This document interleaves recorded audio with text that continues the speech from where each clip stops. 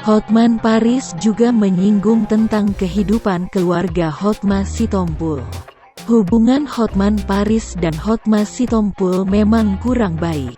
Terlebih, saat ini Hotman Paris menangani masalah perceraian Desire Tarigan dengan Hotma Sitompul.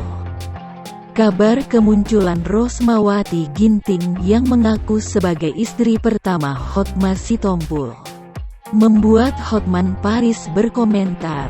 Komentar tersebut dilihat dalam tayangan video yang diunggah di kanal YouTube Cumi Cumi, Senin tanggal 31 Mei tahun 2021. Hotman Paris diserbu awak media. Ia ditanyai terkait komentarnya terhadap kemunculan istri pertama Hotma Sitompul.